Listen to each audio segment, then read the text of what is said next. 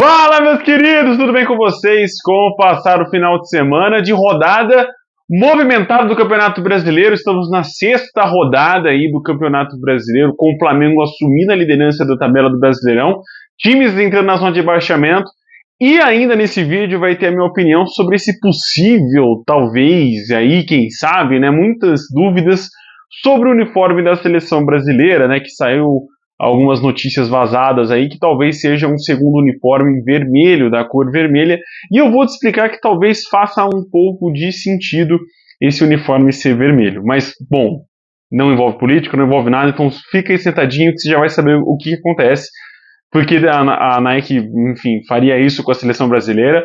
E também, mas antes eu vou, obviamente, conversar com vocês sobre a rodada do Campeonato Brasileiro, que é porque vocês estão aqui, né? Obviamente. Bom, meus queridos, antes se inscreve, dá essa força, deixa o seu like, seu comentário, dá sua opinião também, o que você acha do uniforme vermelho da seleção brasileira, de forma respeitosa, obviamente.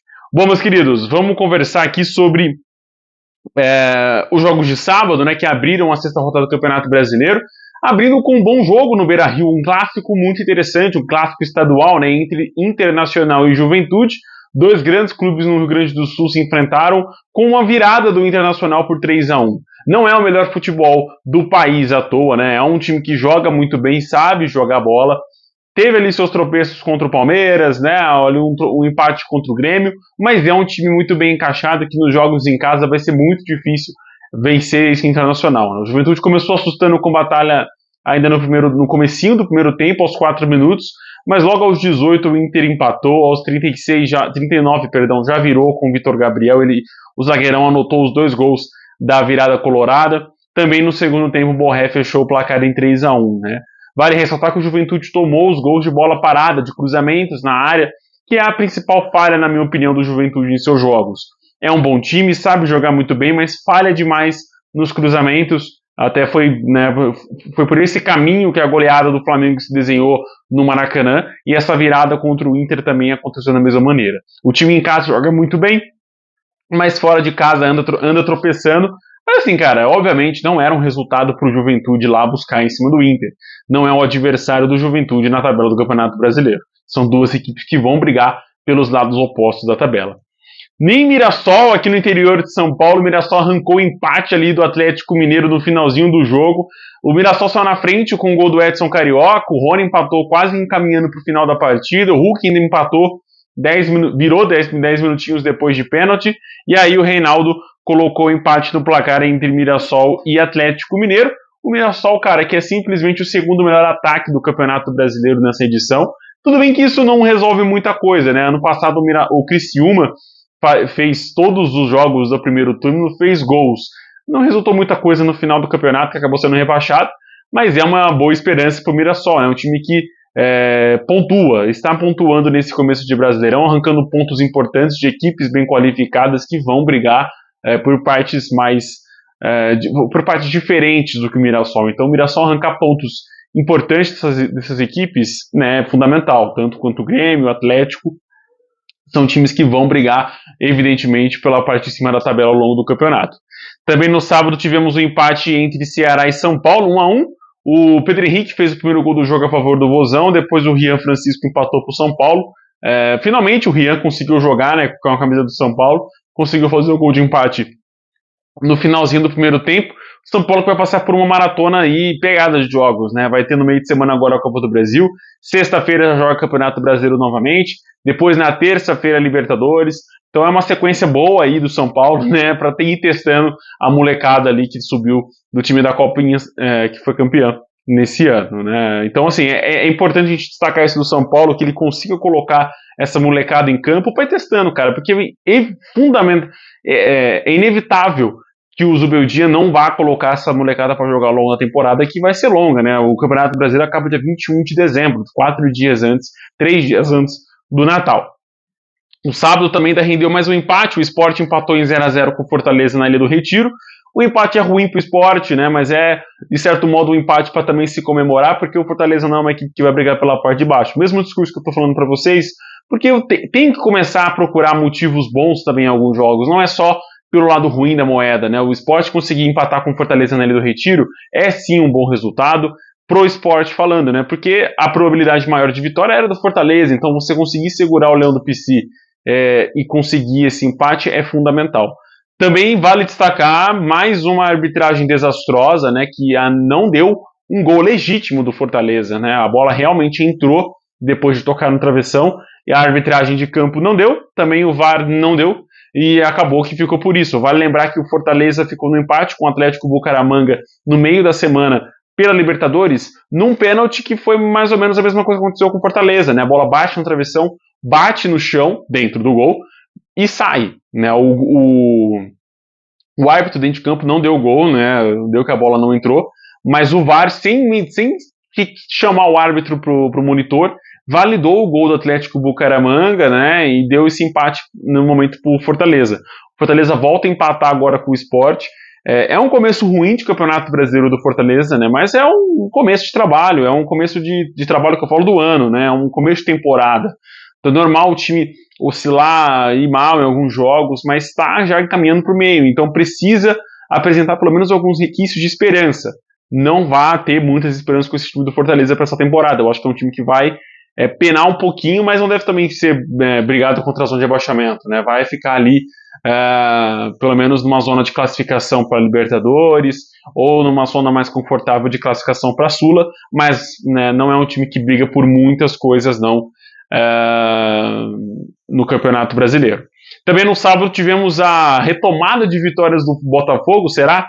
Venceu o Fluminense no clássico, né? No Rio de Janeiro, no Newton Santos por 2-0. Gols do Vitinho e do Savarino no finalzinho do jogo. Bom jogo do Botafogo, que dominou realmente o Fluminense do começo ao final da partida. Teve as principais chances e não à toa fabricou um bom 2-0 no placar, sem levar grandes sustos do Flusão.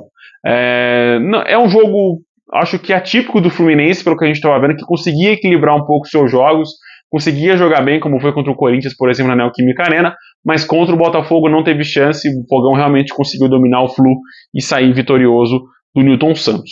Passando pro domingo, cara, o jogo do destaque aqui do vídeo, né? Vamos falar de Flamengo e Corinthians. O Flamengo amassou, triturou, passou o rolo compressor em cima do Timão no Maracanã, 4-0 do placar, né? A Páscoa foi atrasada ali em Itaquera, 4-0 com autoridade, né? Foi uma goleada bem fabricada, bem feita pelo Flamengo em cima do Corinthians, que criou muito. Se fosse um pouquinho mais de capricho, um pouquinho mais de sorte do ataque do Flamengo, teria feito ali um 8-0, um 6-0, teria feito esse 4-0 até um pouco mais cedo no jogo do que realmente conseguiu fazer. O Everton fez um belo gol no comecinho, depois o Arrascaeta fez também um belo gol no meio do primeiro tempo. O Pedro ainda aproveitou a falha, né, a saída de bola errada do Hugo Souza para fazer o 3-0. E aí só no segundo tempo, com um segundo tempo completamente dominado pelo Flamengo, né, o Flamengo tocando a bola, passando a bola de pé em pé, driblando, conduzindo, tendo posse de bola e descansando para o jogo do meio de semana, conseguiu fazer o 4-0 num pênalti bem duvidoso. O Pedro converteu e fez o segundo gol da partida, o quarto gol do Flamengo. Bom resultado do Flamengo, que retoma, como eu falei, a liderança do Campeonato Brasileiro. O Corinthians amarga ali os 7 pontos, ainda não é uma equipe que conseguiu destoar, né, na tabela. Deixa eu pegar a tabela aqui para vocês. A tabela! Mas é um time que também a gente não pode almejar muita coisa, né? Eu vi muito comentarista da Rede Globo falando durante o jogo que o Corinthians se distancia do Flamengo. Cara, vamos lá, né? O Corinthians não é um time que vai brigar pelo título do Campeonato Brasileiro, nem de perto, não vai chegar perto desse ponto. Talvez uma vaguinha para Libertadores, um G5, um G6, mas pensar em título de Campeonato Brasileiro com os elencos e com o calendário recheado que vai ter até o final do ano, muito difícil disso acontecer, tá? Eu coloco o Corinthians realmente brigando do meio para baixo no campeonato. Também acho que zona de abaixamento é muito grave, eu acho, só se acontecer algo muito grave no Corinthians, o Memphis sair, brigar, rachar elenco, uma coisa assim, porque não é um time que vai brigar contra o zona de abaixamento. Há times ruins, mas os times ruins estão gostando, querendo jogar mais bola do que o Corinthians. Mas há aí uma esperança, não verde, mas uma esperança corintiana com a chegada do Dorival Júnior, né, que deve dar uma outra cara para esse time, um outro preparo, e há a expectativa de que ele consiga render bons frutos agora treinando o Corinthians, obviamente, depois de um péssimo trabalho na seleção brasileira.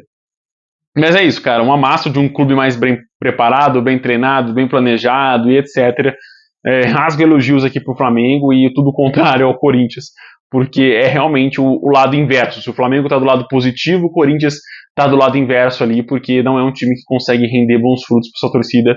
Ganhou o Paulistão mais como um ponto fora da curva do que a regra para essa temporada 2025. No Allianz Parque, o Palmeiras perdeu para o Bahia, foi o primeiro triunfo do Bahia no Allianz Parque, né, na história. Então é um triunfo diferente para a equipe baiana, né, que consegue essa vitória no finalzinho, com o Kaique fazendo o gol que decretou esses 3 pontos. Bem-vindos ao Bahia, que o time sai ali da zona de rebaixamento, engata a sua sequência, a sua segunda vitória no Campeonato Brasileiro, venceu na última rodada, agora vence novamente fora de casa, que é um bom time, né? A gente está falando do Bahia que está fazendo uma boa campanha na Copa Libertadores, é líder do seu grupo na Copa Libertadores, aliás, né? Empatou com o Inter, vence a Nacional fora, vence o Atlético Nacional em casa. É um bom time, é bem treinado, é bem preparado, bem planejado e etc. Foi um bom jogo, acho que qualquer uma das duas equipes merecia a vitória, merecíamos gols. O Bahia entregou no finalzinho com o Kaique, mas o Palmeiras foi muito atabalhoado na partida, eu senti, né? Principalmente no segundo tempo, abusando demais de cruzamento, com 3 atacantes centroavantes ali, o Paulinho, o Vitor Roque e o Flaco Lopes, ficou uma coisa meio confusa no ataque, sem muita trama ofensiva. Senti muita falta do Veiga nesse jogo, acho que ele poderia dar uma cadência melhor para a partida, mas o Maurício foi bem, o Palmeiras inteiro foi bem, não consigo dizer que foi ruim por conta dessa derrota no Allianz Parque, mas o Bahia foi melhor, o Bahia foi muito mais time, muito mais bem preparado para esse jogo, soube sofrer, soube atacar também em alguns momentos, foi perigoso e saiu, né, com um triunfo do Allianz Parque. No domingo também tivemos a vitória do Cruzeiro por 1-0 em cima do Vasco, vitória essa que culminou na demissão do Fábio Carilli do comando do Vascão. Ele não é mais o técnico do Vasco, agora cabe ao Vasco procurar um novo técnico. Cara, eu não sei sinceramente o que o Vasco esperava para esse ano, se era o título do Campeonato Brasileiro, se era o título da Copa Sul-Americana, Copa do Brasil. Porque, cara, pra mim não consigo dizer que o Carilli fez um péssimo trabalho no Vasco, cara. É muito 8 ou 80 o futebol brasileiro. Ou você é campeão ou você não briga por nada. É muito nesse preto no branco, preto ou branco, né? Não tem uma área cinza. Não tem um torcedor ficar feliz com o rendimento do seu clube, de ficar no meio da tabela, de ficar mais um ano na elite, de conseguir uma vaga para a Sul-Americana, uma chance de conquistar um título internacional. Não tem isso, né? A gente vê campeonato europeu, eu particularmente vejo muito campeonato inglês, e você sempre vê os times com casa cheia, apoiando nos jogos difíceis, reconhecendo quando o time joga bem, reconhecendo quando há luta, quando há uma disputa de jogo, né? E aí você olha para o torcedor brasileiro, esse sanguinário que é o futebol brasileiro. E, cara, acho que talvez seja por isso, né, camisa vermelha, um sanguinário que é o futebol brasileiro. Mas é isso, cara, eu acho que foi um bom jogo do Cruzeiro, que deve não ter mais o Dudu, né, deve estar saindo aí, segundo o Pedrinho, ele falou que, né, fez a mãozinha aqui do Vaza, não sei, acho que as contratações foram erradas do Cruzeiro para essa temporada. Houve muitas contratações de medalhões, eu acho que isso é sempre bem-vindo, você reforçar com jogadores já renomados, mas péssimo trabalho de manutenção do time, né? Péssimo trabalho de manutenção do ambiente ali dos jogadores do elenco. Então, é um time que está truncando ainda nesse começo de ano, nesse primeiro semestre, né, se a gente dividir até junho, mas é um time que venceu o Vasco, venceu jogando razoavelmente bem, foi um jogo equilibrado, mas melhor do que, obviamente, foi o jogo contra o Palestino na Sul-Americana. Também no domingão, empate entre Vitória e Grêmio. O Grêmio está na frente com o Gemerson e no finalzinho do segundo tempo o Carlinhos empatou pro Leão da Barra. Bom jogo também no Barradão, os dois times criando bastante, mas são dois times que também estão zero preparados para qualquer disputa, né? O Grêmio acabou de chegar ao Mano Menezes, até colocar o trabalho dele, né? Essa ladainha leva tempo. Vamos ver, cara, porque todo mundo vai ter uma pré-temporada no meio do ano aí, né? Uma intertemporada por causa do Mundial de Clubes. Vai dar tempo de colocar o seu trabalho em campo, né? Vamos ver como que vai ser a desculpa depois de junho. Mas aí também no domingo tivemos o amasso, o atropelo, o show de bola do Bragantino na Vila Belmiro em cima do Santos. Cara, não vou cansar de rasgar elogios para esse time do Massa Bruta, que mais uma vez jogou bem, é um time que está sabendo sofrer e conduzir os jogos à sua maneira, fez um primeiro tempo de almanaque, poderia ter feito os gols logo na primeira etapa, porque amassou o Santos. Se não fosse o Gabriel Brazão, inclusive eu estava assistindo com a minha sogra, ela falava o tempo todo, nossa, mas o narrador tá te chamando o tempo todo. E ela falou assim, não, é porque o goleiro chama Gabriel Brazão. Ela falou assim, não, então ele tá trabalhando bastante, né? E foi realmente o que aconteceu no jogo, né? O Santos foi amassado pelo Bragantino, o que não justifica a invasão do CT que teve hoje, tá? Isso pra mim é doentio, é o que eu tô falando. O Santos, querido, escuta aqui. O Santos entra no Campeonato Brasileiro para brigar para não cair. Entenda a realidade do seu clube, entenda o processo que ele vive. O Neymar vem mais como uma esperança do time não sofrer tanto contra a zona de rebaixamento do que a solução, a mão na roda, o craque, né, que vem aqui para resolver e fazer o time ser campeão brasileiro. Não é isso que acontece. São 38 rodadas, ainda mais um jogador que a gente não pode contar por 2 rodadas seguidas, como é o Neymar. O Santos não vem para ser campeão de nada nesse ano. É um clube que vai passar o ano normal, ali não vai tomar sustos, vai classificar alguma fase ou outra na Copa do Brasil, vai um pouquinho bem ali no Campeonato Brasileiro, mas vai passar os seus sustos, vai ser derrotado em casa pro Bragantino, que é um time mais bem treinado, mais bem planejado, com um técnico de verdade, que é o Seabra, né, Cruzeiro, que vocês demitiram no passado injustamente. Mas é isso, cara. Eduardo Sacha, lá Quintana fizeram os gols do Massa Bruta, e o David Washington chegou a descontar no finalzinho, sem adiantar muito, aos 94 minutos do segundo tempo. Bom jogo no Massa Bruta, que assume a vice-liderança, né, junto com o Palmeiras ali com 13 pontos. O Flamengo é o líder com 14. É um campeonato brasileiro ainda muito equilibrado, muito perto um time do outro. É difícil a gente colocar, obviamente, um time que vai brigar por isso, brigar por aquilo, mas a gente já sabe o que esperar dos times. Não dá para você esperar do Sport ser campeão brasileiro, não dá para você esperar do Juventude ser campeão brasileiro. Pode acontecer, Todaro? Pode. O time pode ganhar 19 jogos seguidos. Qualquer time pode isso. Mas você analisando o que os times fizeram até agora, é difícil você imaginar isso, né? Então por isso que eu falo que Santos, até mesmo o Bragantino, cara, não são times que vão brigar pelo título do Campeonato Brasileiro, mas por uma vaga da Libertadores, no caso do Bragantino, uma vaga sul-americana, no caso do Santos. Isso deveria estar de bom tamanho para o torcedor do Santos, por exemplo. Faz quanto tempo que você, torcedor do Santos, não vê o time disputando uma Libertadores, uma Sul-Americana? 2022? 21? Então, é complicado a gente torcer e esperar que o time seja campeão, torça para alguma coisa, se a nossa expectativa é lá em cima, né? Sem tolerância nenhuma, sem mentalidade nenhuma de coletividade. Bom, falando agora do uniforme vermelho da seleção brasileira, cara, é o seguinte, eu tenho na minha cabeça que isso não passa nada mais, nada menos do que uma estratégia de marketing. E assim, analisando por fora, né, da área externa, sem aquele pensamento de vermelho não pode, porque fulano... Cara, vamos primeiro esquecer esse assunto.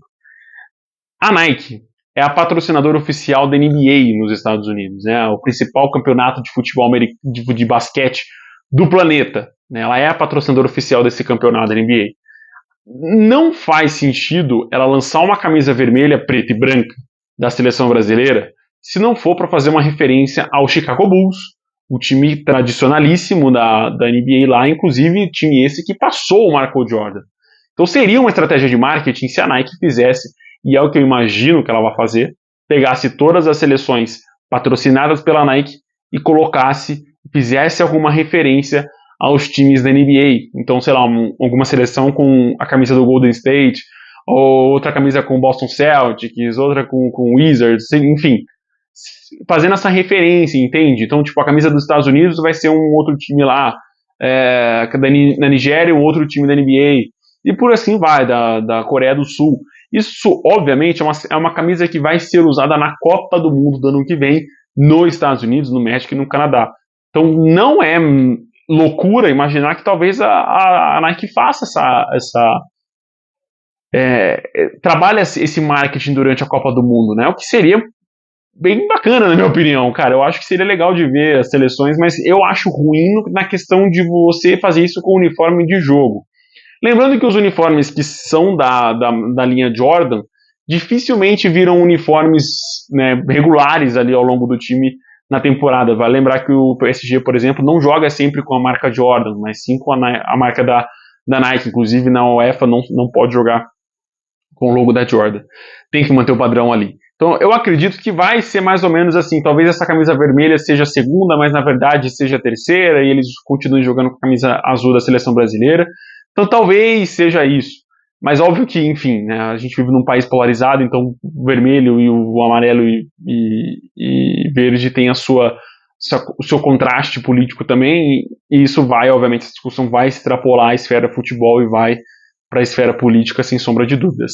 Mas falando de política, o que o código, né, digamos assim, o estatuto da CBF diz sobre o Brasil jogar com a camisa da seleção, com a camisa vermelha e preta e branca. Bom, já deixo para você o seguinte, é surpreendente, tá? O estatuto da CBF de 2017 prevê que a seleção brasileira só poderá usar uniformes com as cores existentes da bandeira, né, da entidade, ou seja, azul, amarelo, verde e branco. O Brasil não pode disputar jogos oficiais sem utilizar essas cores, ou seja, o vermelho, o preto, o branco, não poderia ser utilizado. Somente em exceções previstas no texto, que são quando há eventos comemorativos ou quando a diretoria, né, a direção, comandada atualmente por Edinaldo Rodrigues, aprova, né, essa alteração de uniforme. Então, se for uma questão de marketing, por isso que eu acho que o terceiro uniforme será azul, ou esse uniforme vermelho, preto e branco será utilizado na camisa de goleiro, né, que é a camisa que geralmente, né, em outras ocasiões já utilizou a camisa vermelha, já utilizou a camisa verde, enfim. Então talvez isso seja utilizado. A camisa preta também, muito comum o Alisson utilizando essa camisa preta. Então talvez esse seja a explicação. Ou vai ser uma ação de marketing da Nike com a NBA, com as seleções que ela tem no seu plantel ali. Então, como eu falei, Estados Unidos, Brasil, Nigéria, entre outras, Coreia do Sul. Ou vai ser, obviamente, uma terceira camisa, uma camisa usada pontualmente, uma camisa de viagem. Pode acontecer isso. E o site, né, o Footy Headliner utilizou disso para vender o seu site, né? Para anunciar, para dar o furo e realmente conseguir cliques no seu site. Eu lembro aqui sempre que a seleção brasileira saiu uma notícia que usaria o uniforme verde, todo mundo, o uniforme do Palmeiras, etc. Acabou que nunca utilizou esse uniforme verde, nunca teve campanha para meio ambiente, nada, e foi mais uma notícia cravada, até na época, se eu não me engano, pelo André Rizek. Então, assim, gente, vamos manter a calma, né? Tem um ano inteiro ainda pela frente para vir essa Copa do Mundo.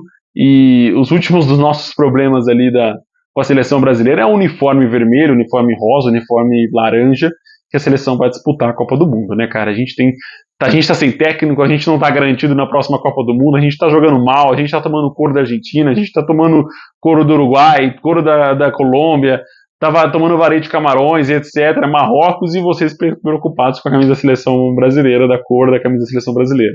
Para mim isso tá mais como uma cortina de fumaça para tanto problema que a gente tem do que outra coisa. Mas é isso, meus queridos. Se inscreve no canal, dá essa força, e assim que a gente tiver notícias sobre esse uniforme da seleção brasileira, eu trago para vocês no canal. Um abraço, com Deus, até o próximo vídeo. Tchau, tchau.